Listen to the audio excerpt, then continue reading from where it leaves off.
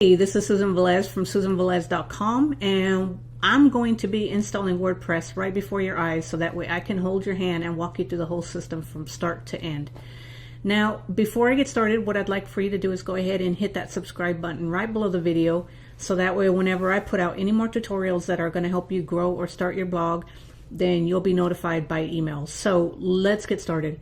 So the first thing you're going to want to do is log into your back office of your hosting account. I'm in SiteGround. And if you have a top level domain like SusanVelez.com, that's a top level domain, you would go ahead and put that information right here. You'd go yourdomain.com and then you'd go ahead and just add in a password, and then that would allow you to install WordPress on top of your top level domain. I don't have a top level domain that I'm going to install this on, so I'm actually going to be installing this on a subdomain. So in order to do that, I'll come over here and then I'm going to add a subdomain. So I've already actually have a subdomain on here. It's my walkthrough subdomain. What I did was actually just deleted the site that it was already installed on. So what we're going to do is but if you need to install if you need to add a subdomain, you would do that here. You'd go ahead and type in your subdomain, and then then you would go ahead and click this drop down arrow, and it would show you all the domains that you have on your hosting account, and then you would choose one and go ahead and get your subdomain created on that. Once your subdomain is created, then you're going to want to go back to your cPanel home, and I'm going to show you where we're going to be installing this at. So I'm going to go into my cPanel, and you can see it's right here, walkthrough.susanvelez.com, and this is the place where I'm going to be setting up WordPress. So we're going to click go, and as you can see, the directory is empty. There's nothing in there right now. So what we're going to do is we're going to go ahead and install this manually. Now, I prefer the manual installation because it allows you to set up a secure password, and you can actually change the salt keys, and you can do several security measures that I always do to all my websites that make them a little more secure. So the first thing you're going to want to do is head on over to wordpress.org, and we're going to go ahead and download WordPress 4.7. If you don't have it, you'll want to do it at the time of this video. It is WordPress 4.7 that we're downloading. Click on this, and then it'll ask you where you want to save this. I'm not going to save this because I've actually already downloaded it, and it's right here on my desktop. So what you're going to want to do is you're going to want to open this on the desktop, because I'm going to be installing this via my cPanel, or I'm sorry, FTP client. So this is the WordPress folder with all the files that you're going to need. So what we're going to do is we're going to open up the FTP client, and I use Transmit because I'm on a Mac. But you can use whatever you want, and the process is the same. So what you'll want to do is I'm actually already inside of my folder. You can see I'm inside of my public HTML, and then the domain that I'm in the folder of walkthrough. So I'm going to come over here to my desktop, and then I'm going to open up this folder because we don't want the actual WordPress folder. We just want the files that are inside of the folder. So what we're going to do is we're going to highlight that one. We're going to click the very first one, hold your shift key until they're all highlighted like this. Now you can either drag them over like this, or you can go ahead and right click it, and then you can say upload selected items. What I like to do is I like to go ahead and just drag them, and then while they're uploading onto the server, what we're going to do is we're going to go back into our cPanel, and we're going to go ahead and create a database. Now this is the database that you need to be able to connect to the actual WordPress site and make it live, so that way WordPress can get installed on it. So we're going to come over here to the database wizard. I'm going to click on that, and then we're going to go ahead and add a database. Now, because I like to create really secure databases, I always use RoboForm for my databases. So we're going to just go ahead and click on generate right here, and it's going to give me a very long password, as you can see. But for my databases, I try to keep them at 18. I remove these special characters, and then I'm going to go ahead and hit generate. I'm going to hit copy, and then I'm going to go ahead and enter that. And then I like to add something at the end, so that way I know which site it's for. So I'm just going to add walkthrough. And as you can see, that's my database. So then we're going to go ahead and click on next. And then we're going to take this database because you're going to need this information. So we're going to go ahead and copy this. And I have a little notepad right here that I like to keep handy while I'm installing this. I'm going to click that and paste that right there. This is my database name. I'm going to need this when I'm trying to actually get WordPress installed. So the next thing we're going to do is we're going to create a username. So for the purpose of this demonstration, I'm just going to type in walk through. That's all it allows me to type in is that many characters. So that'll work. Then we're going to go ahead for the password. I like to use at least 45 to 50 characters.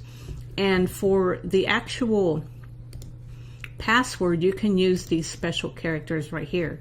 So what I like to do is I actually like to do 45. I'm going to hit generate. I'm going to hit it a couple times. And then I'm going to go ahead and hit copy. And then we're going to paste this right here. Now, don't forget that password. We're going to come back to our notepad right here. And we're going to paste this right there because we're actually going to need all this information later. So make sure you're keeping track of what you're using for your credentials. So now we're going to go ahead and create the user. Click create user.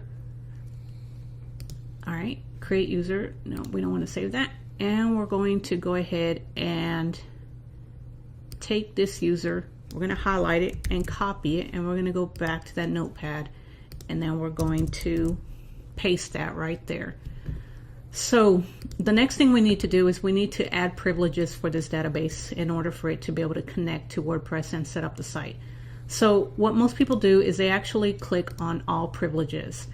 I don't. There's 4 things that I deselect right here, and what I do is I deselect references, lock tables, create temporary tables, and then I also deselect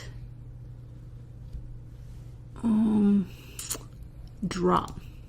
Hold on, let me make sure that's correct. Hold on just a bit. All right, so I double checked it, and it's actually, you don't want to deselect drop. You want to go ahead and deselect index right here. So the 4 that you're going to deselect are references, lock tables, index, and create temporary tables. Everything else you want to make sure it's checked. So once you have it looking like mine, then what you'll want to do is go ahead and click on next step. So then now you can see that the database user was connected to the database. So now we are good. So what we want to do now is we want to come over here back to our FTP server. And as you can see, it's still finishing the update process. So we're going to give it some time to finish updating, and then I'll be right back as soon as it's done.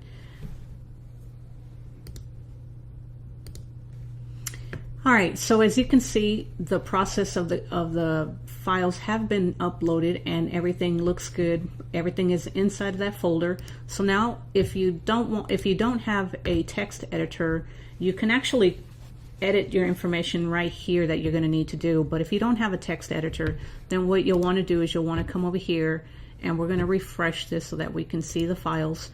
And you'll notice that these are all the WordPress files that uploaded from the FTP client, and we are inside of the subdomain walkthrough.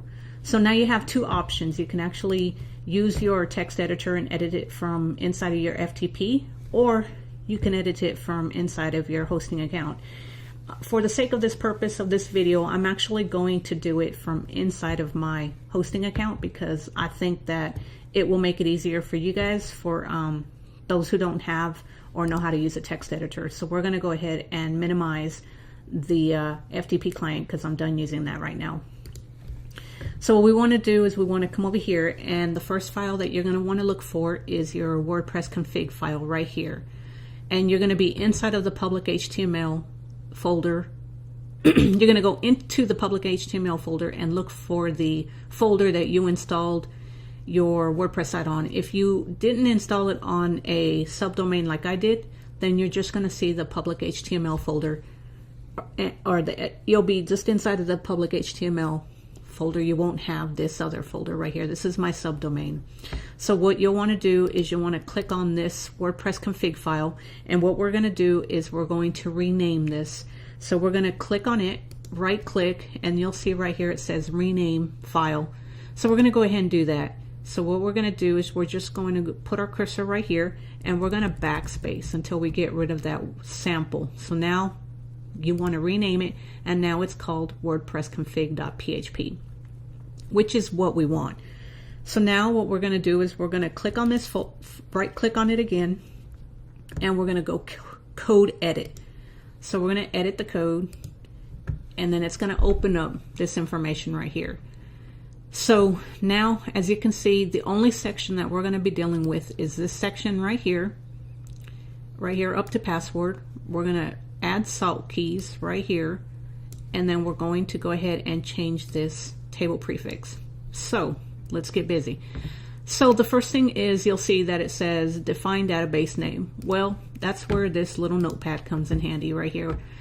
This is the database that we just created. So what we're going to do is we're going to go ahead and grab that, Control C, and then we're going to paste this right in here.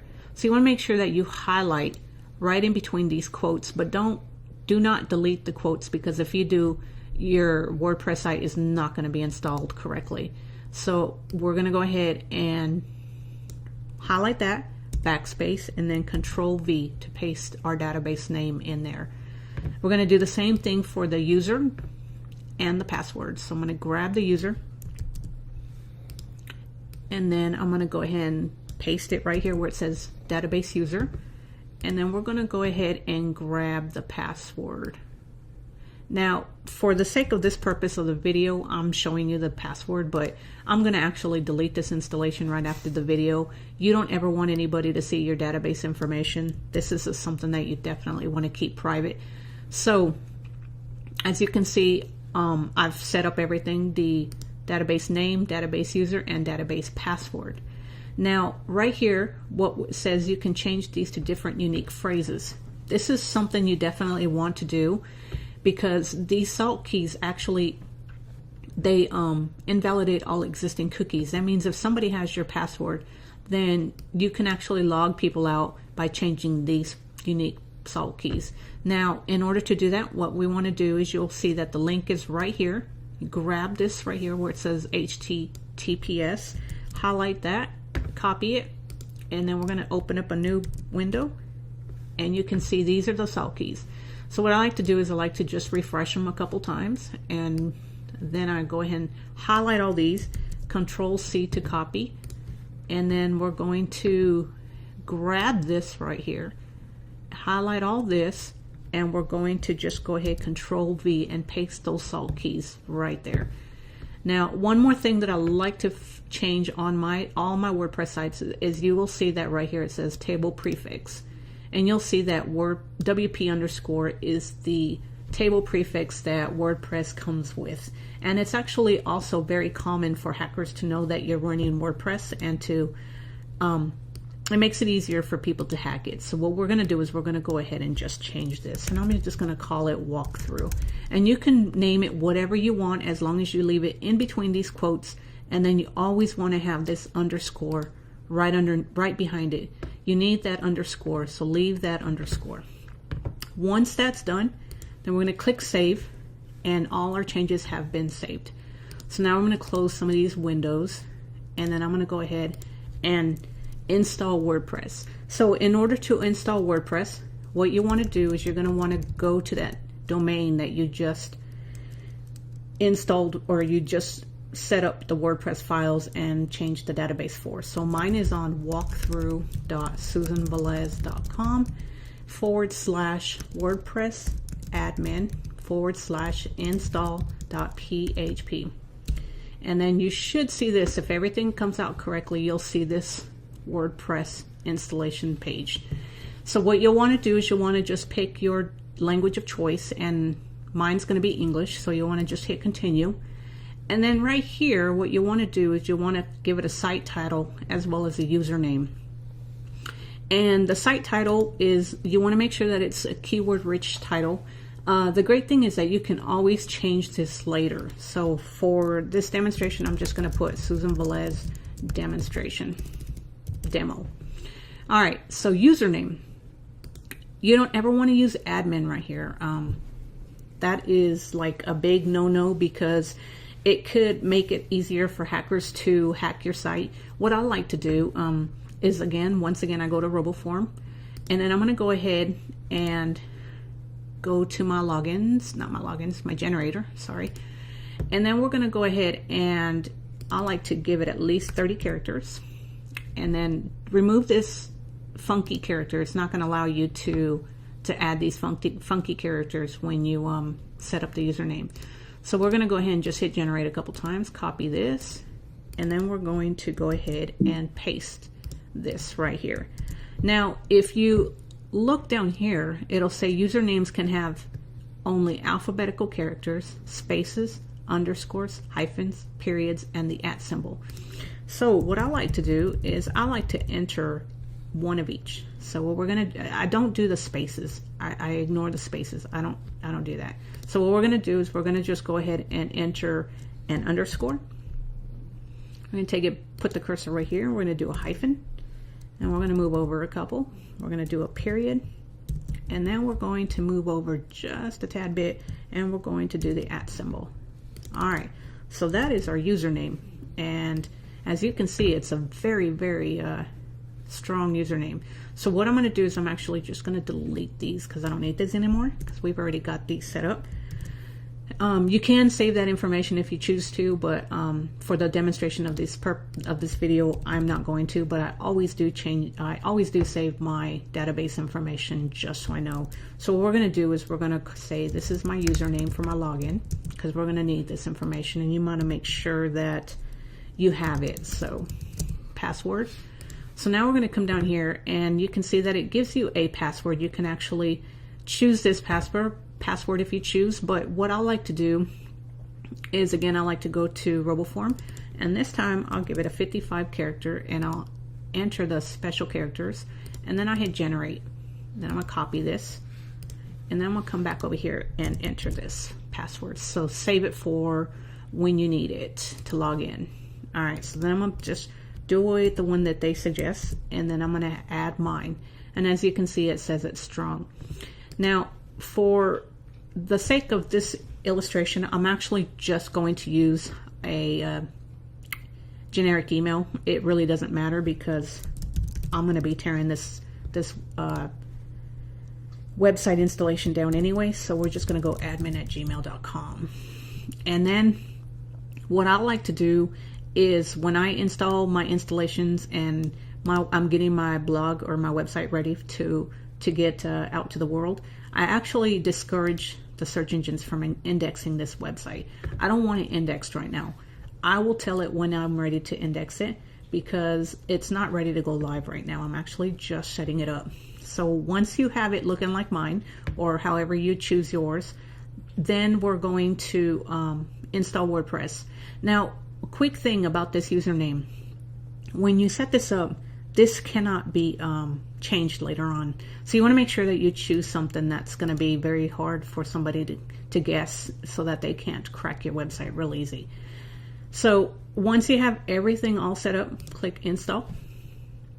And then we're going to, you can see that it actually just logged me in. So usually what it does is it will ask you if you want to log in. So then you would just use your username and your password, but it's already logged me in. So now what you want to do is you want to change a couple things before you actually start using this website and showing it to the world.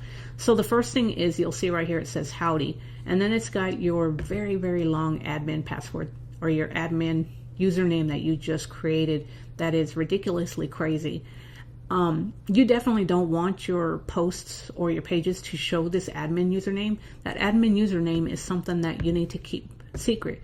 So what we want to do is we want to come over here to the users, and we're going to go to your profile. And this is the profile that we just created. And as you can see, it's the admin@gmail.com. And then this is the username.